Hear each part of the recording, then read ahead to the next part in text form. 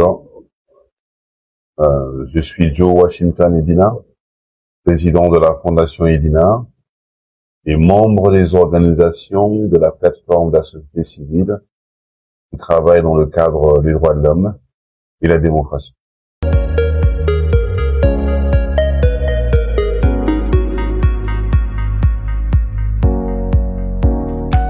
Le discours étant très long, je pense que je peux simplement m'appesantir sur les sujets qui nous touchent le plus. Nous avons constaté déjà au préalable qu'il n'y a pas eu de déclaration sur la situation des violations des droits de l'homme au Congo. Il n'y a pas eu de déclaration sur l'idée ou l'intention du pays d'apaiser son climat politique et social en évoquant la libération du général Mokoko et du ministre Kondi Salissa.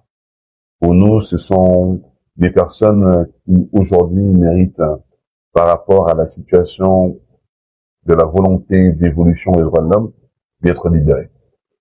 Ensuite, nous avons constaté que le discours n'a pas touché les premières raisons, où on n'a pas donné satisfaction sur la solution à apporter suite aux crises qui existent au Congo. La crise fondamentale dans l'économie, surtout en ce qui concerne la situation sociale, pour aborder le dossier économique qui est d'ailleurs très large, mais je vais rentrer dans le côté social.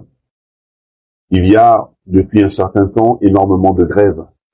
Et lorsque le président de la République, d'une manière pour nous inappropriée, considère que les grévistes, malheureusement, n'ont pas objet d'être, cela est pour nous une atteinte grave à notre constitution, dans la mesure où toute personne ou ceux qui sont actuellement en train de faire des grèves sont en train d'exprimer leur mécontentement suite au fait que leurs droits ne sont pas respectés, que leur pension ne passe pas, que leur salaire ne passe pas, et donc c'est tout à fait légitime que les citoyens puissent exprimer d'une manière pacifique leur volonté de trouver des solutions.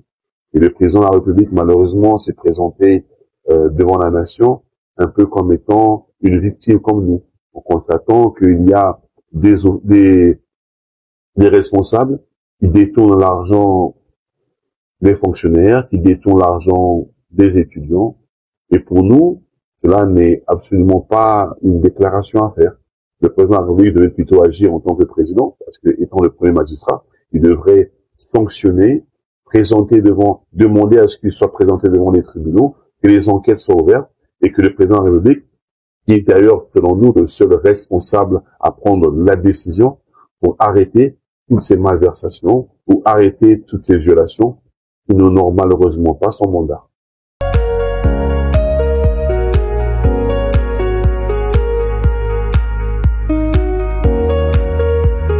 Les organisations des droits de l'homme, et pas simplement ma modeste personne, travaillent au quotidien pour faire des plaidoyers, pour soutenir les familles qui souvent viennent nous rencontrer suite à plusieurs violations, suite à des situations d'injustice.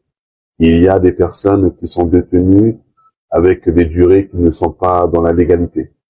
Les organisations des droits de l'homme demandent simplement, comme nous demandons depuis quelques années, l'arrêt des violations des droits de l'homme, c'est-à-dire une détention exagérée, c'est-à-dire la torture, c'est-à-dire la violence. Il est inconcevable aujourd'hui au Congo que depuis un certain temps, une opération qui s'appelle coup de poing ne s'arrête pas. Dans les organisations des droits de l'homme, vont également demander l'arrêt de cette journée, va demander l'arrêt de l'opération coup de poing. Qui en fond est une opération qui devait être ponctuelle. Et nous constatons aujourd'hui que c'est une opération qui continue. Sans pour autant rentrer dans les secrets de l'organisation des forces de l'ordre, mais toute opération qui a tendance à durer sort du cadre même et du cadre même de travail. La police et la gendarmerie ont un rôle qui est tout à fait essentiel, qui serait de sécuriser les personnes et les biens. Mais ce rôle-là est un rôle qui est permanent. Donc, avoir une opération qui agit dans un cadre qui est un cadre hors délai pose problème. Premièrement, parce que nous avons constaté que cette opération a eu à avoir des violations des droits de l'homme. nous avons constaté certaines personnes arrêtées qui étaient des mineurs. Qui étaient des mineurs, nous avons aussi constaté que des personnes ont été retrouvées, ont été affectées par rapport à leur santé. Il y a eu des cas de décès que nous présenterons, qui sont déjà connus sur la place publique. Et donc, nous considérons que cette opération a montré ses limites, et il est temps d'arrêter l'opération coup de poing. C'est notre lecture de la situation. Et en ce qui concerne les droits de l'homme au Congo, ça reste un travail permanent. Le Congo est malheureusement placé parmi les derniers en ce qui concerne le respect des droits de l'homme à travers le monde. Et nous voulons simplement que les responsables publics considèrent que sans respect des droits de l'homme, il n'y a malheureusement pas de droit. Car tout citoyen doit être respecté selon les textes de la République.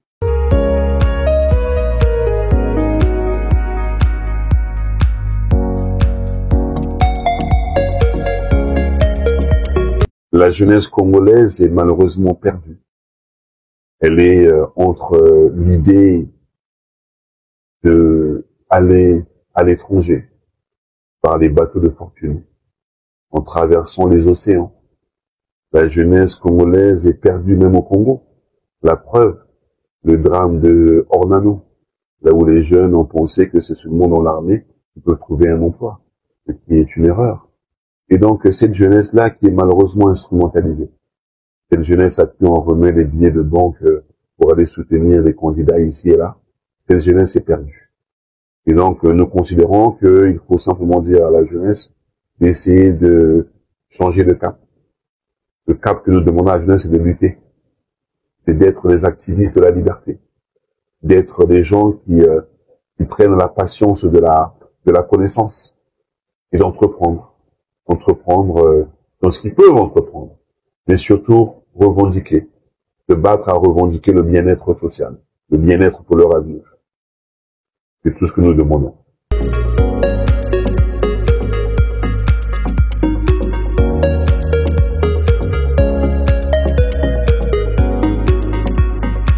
Le dernier mot, simplement, de dire que la persévérance du combat doit continuer.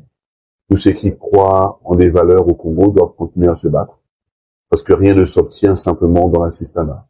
Rien ne s'obtient simplement en regardant aussi bien tout le monde, les dirigeants et autres, à être là. Il faut lutter pour un meilleur Congo.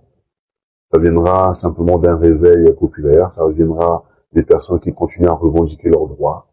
Nous constatons depuis un certain moment certaines personnes qui ont commencé, qui font des grèves à gauche et à droite. Ces grèves pour nous sont tout à fait légitimes, quand les gens demandent leur amélioration d'une manière pacifique, c'est tout à fait légal.